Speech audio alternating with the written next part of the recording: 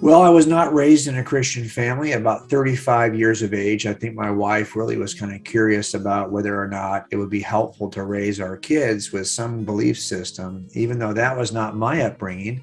I didn't have any Christians in my family, but she decided to go to church. I procrastinated a bit and hesitated, but eventually she got me to go to a local church here in our neighborhood. And that was the first time I'd ever been in a church, really, of that kind. And the pastor made a statement, said that Jesus was the smartest man who had ever lived. And that statement kind of provoked me to want to do a little bit of research on who this Jesus guy was.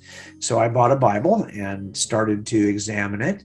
But I also examined the data that was outside the scripture. My thought was, if Jesus was who he said he was, wouldn't he have a bigger impact than just a few authors in the first century who wrote gospels?